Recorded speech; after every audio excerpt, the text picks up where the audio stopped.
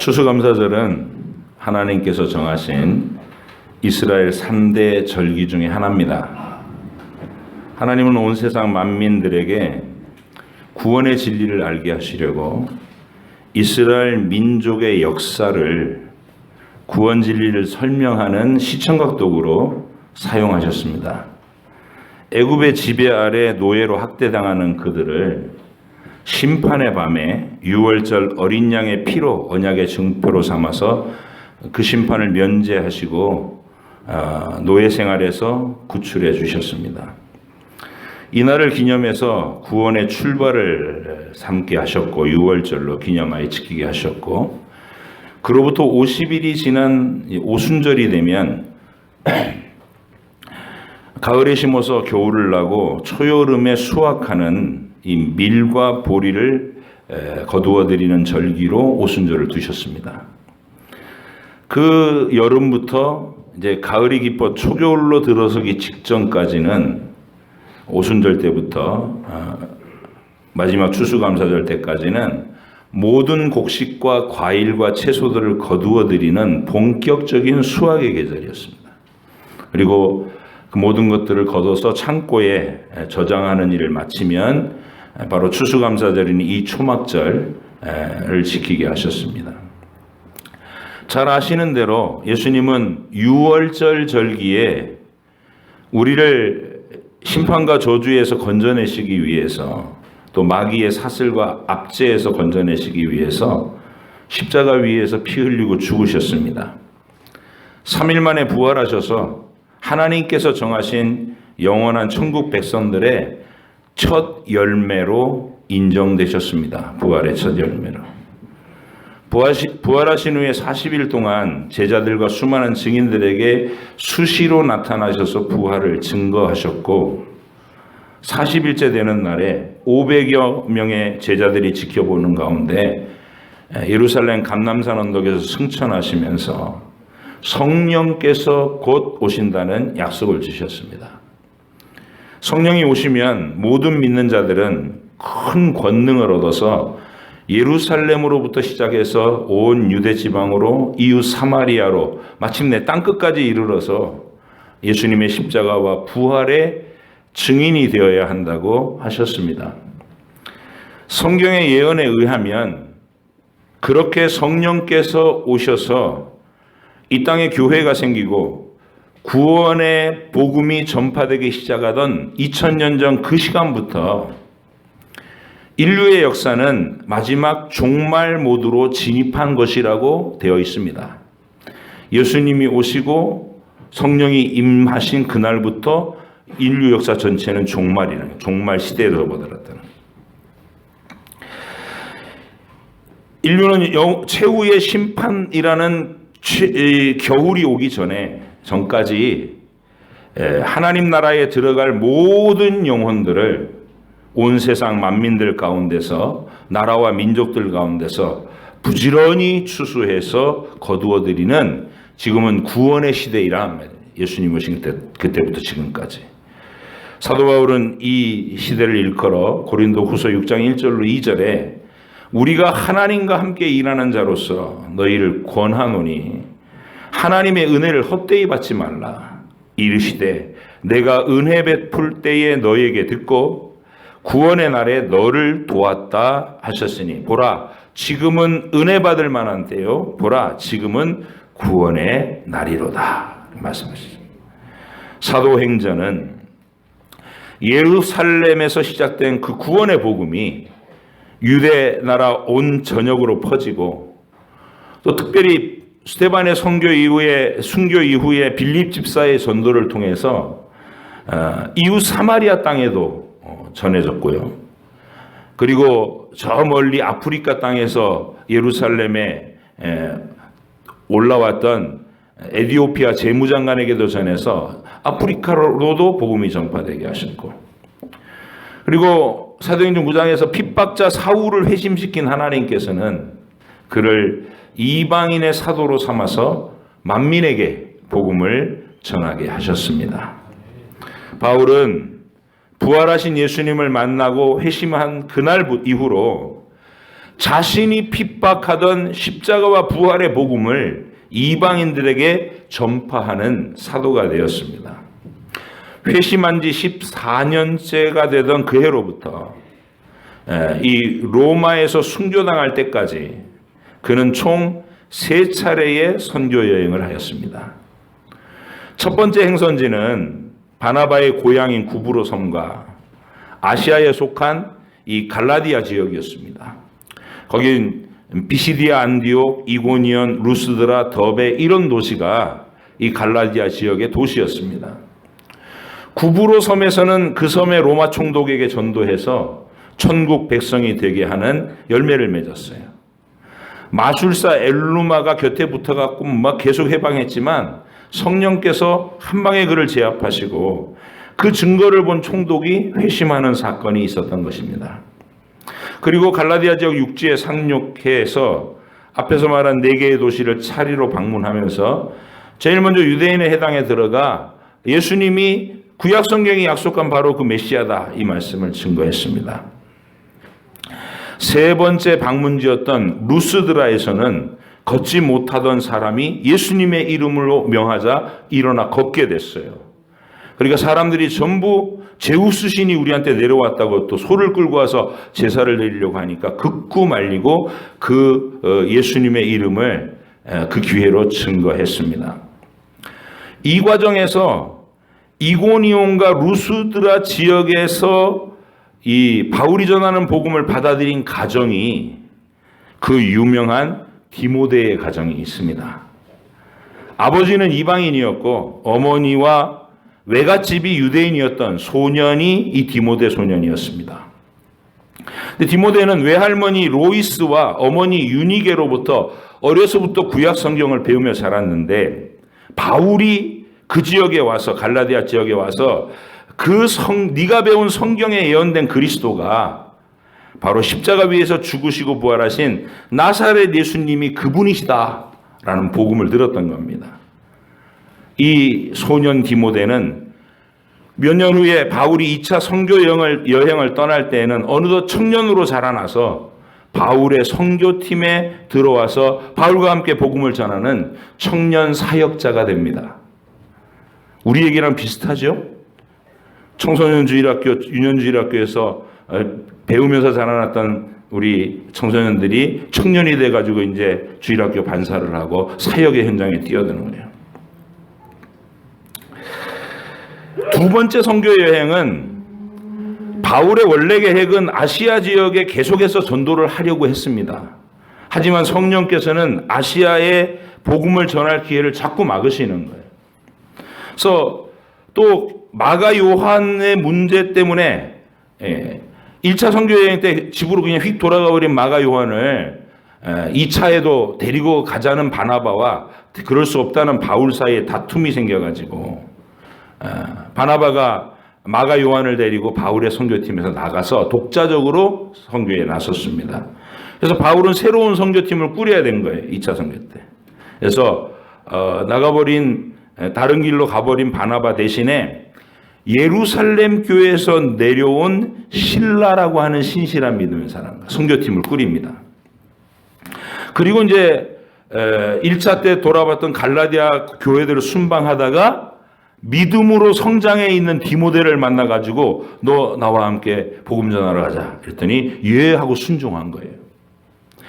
그리고 이제 드로아 지역이라는 항구 도시에서 의사였던 누가를 전도해서 그도 선교팀으로 합류되게 됩니다.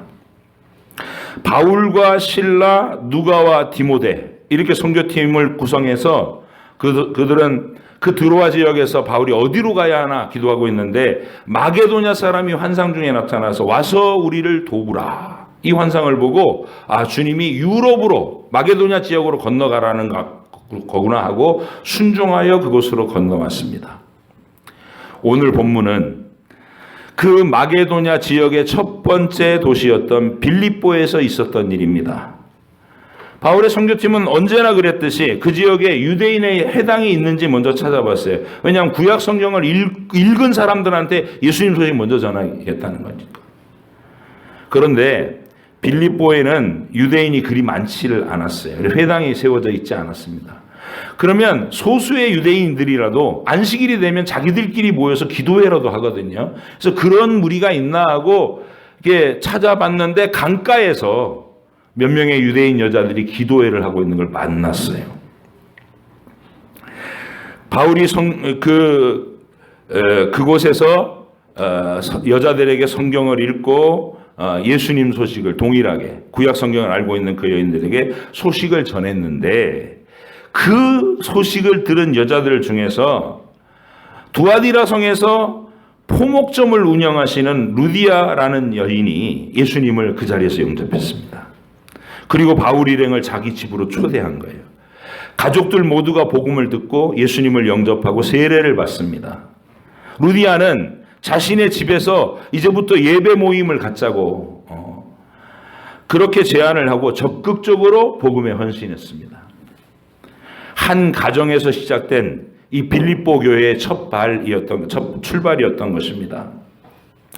계속해서 바울이 빌립보 거리를 누비며 전도를 하는데 귀신이 들려서 점을 치던 여자 노예가 우리나라 같으면 강신 무당이 귀신이 이게 접신해 가지고 막 점을 치는 무당이 이게 노예예요. 소녀, 어린 소녀인데 바울을 따라다니면서 소리를 지르는 거예요. 이 사람은 위대한 하나님의 종이다! 뭐 이러면서.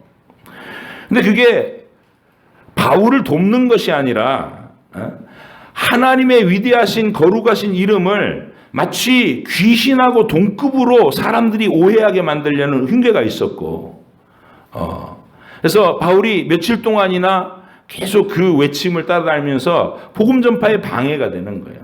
그래서 예수님의 이름으로 명해서 그 귀신을 쫓아내 버렸습니다. 근데 마귀가 그냥 물러설 놈이 아니죠. 그러니까 이번에 그 여자 노예가 귀신이 쫓겨나가니까 점치는 능력이 사라져버린 거예요. 이 노예의 주인이 귀신 들린 여자가 점을 쳐갖고 돈을 받으면 그거 전부 자기가 이 수입으로 착복하던 사람이거든요. 그러니까 수입원이 딱 끊어지니까 화가 났어요. 그래서 온 빌립보 성을 다 막 선동을 해가지고 이 인간들이 우리의 생업을 방해한다 그래가지고 바울을 잡아 끌고 관원에게로 끌고 갔어요. 재판도 거치지 않고 그냥 무작정 때렸어요. 바울 구타를 당했습니다. 그리고 나서 덜컥 감옥 속에다가 착고에 채워 사슬에 묶어서 감금시켜 버렸어요. 사도 바울이 사실은 로마 시민권자입니다. 이 로마 시민권자라는 것은 대단한 거거든요. 그 지역의 식민지 지역이기 때문에 로마의 식민지 지역이기 때문에 지역의 관리들이 나는 로마 시민이다 이러면 마치 암행어사 출두요 이런 것처럼 쩔쩔매는 게 이 시민권자의 권세예요. 근데 바울이 나 로마 시민권자다 매 맞기 전에 그거 안 꺼냈어요. 왜 그러냐면 하나님께서 지금 이 상황을 통해 무슨 일을 하려 하시는가. 그 하나님의 명령을 따라 여기 왔으니까 하나님이 펼치시는 일을 끝까지 따라가기 위해서 매 구타당하고 감옥에 갇혔지만 낙심하지 않고 밤늦게까지 찬송하고 기도하면서 하나님의 어떤 뜻이 나타날까 기다렸어요. 분명히 한 영혼을 구원해내시는 하나님의 능력이 임할 것이다 기대하고 아니나 다를까 밤중쯤 돼서 옥토에 지진이 막 흔들리면서 옥문이 덜컥 열리고 묶였던 사슬이 풀려지는 거예요. 그런 일이 벌어지니까 옥문이 막 벌컥벌컥 다 열리니까 이 지키던 간수가 자기가 지키던 죄수들이 도망치면 로마에 보면 사형이거든요. 간수한테. 그것도 혹독한 고문을 받고 사형을 받기 때문에 그게 두려워서 어차피 죽을 건데 그래서 자결을 하려고 칼을 들었는데 바울이 도망간 게 아니니까 우리 여기 있습니다. 죽지 마십시오. 그 앞에 나타나니까 빌립보 간수가 이번에 깜짝 놀라고 두려웠어요. 그러더니 바울 앞에서 무릎을 꿇고 내가 어찌하여야 구원을 얻겠습니까? 그때 그 유명한 구절 우리 바울이 선포한 주 예수를 믿으라 그리하면 너와 내 집이 구원을 얻으리라. 그래서 간수의 집으로 또 바울 데리고 가서 맞았던 상처 다 약 발라주고 그러면서 식구들한테 복음을 다 전하고 온 식구가 예수님을 믿고 세례받고 그래서 또 하나의 가정이 빌립보 교회에 세워졌어요. 바울은 가는 곳마다 이렇게 하나님께서 예비하신 영혼들을 만났고 그들과 그들의 가족을 복음으로 초대해서 천국 백성 알곡으로 거두어 드렸습니다. 데살로니가에서는 야손이라는 사람, 아테네에서는 시의회의 관리였던 디오누시오, 그리고 다말이라는 여자가 회심을 하고 주께로 돌아왔어요. 고린도에 와서는 로마에서 추방당해가지고 고린도로 들어온 브리스길라와 아굴라 부부를 만났고, 그리고 바울이 전도해서 가이오 디도 유스도라는 사람이 회심을 했어요. 게다가 유대인의 회당장이었던 그리소보가 예수님을 받아들이는 놀라운 일이 일어났어요. 이런 사람들이 예수님을 믿고 자기들의 가정이 온전히 다 회심해서 교회가 되는 가정교회를 이루었습니다. 이 모든 이름들과 그들의 가족들이 하나님께서 그토록 원하시는 천국의 열매들이었던 것입니다. 저는 사도행전의 역사를 읽으면 읽을수록 우리 서부중앙교회의 역사가 바로 이 사도행전에서 열매 맺는 이 가정들의 이야기와 동일하다는 것을 발견하게 됩니다. 사람들은 서부중앙교회 오면 제일 많이 놀라는 것이 여기가 전부 가족과 가문으로 서로 연결되어 있다는 사실이에요. 도시에서는 찾아보기 힘든 교회거든요. 서울과 수도권 도시들 교회에서는 이건 좀처럼 찾아보기가 어려워요. 한 5년 단위로 교인들이 거의 80%, 90%가 물갈이를 하는 게 현대 도시 교회의 구조입니다. 그런데 그 찾아보기 어려운 3대째, 4대째 믿음이 여기 있다고요. 심지어는 사돈끼리의 가족들도 많아요, 지금 여기에. 하나님께서 연희동 이곳에 사도 바울이 빌립보에서 빌립보에서 데살로니가에서 그리고 베레아에서 고린도에서 전도하던 그때의 현장과 똑같은 믿음의 역사가 이 현장에서 일어나고 있다는 것입니다.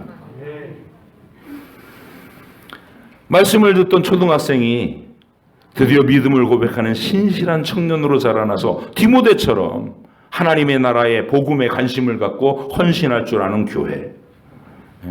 우리 교회 수요일 금요일 예배에 반 이상이 젊은이들이에요. 어린 학생들과 젊은이들이 하나님 앞에 신실하게 공예배를 지키고 있습니다.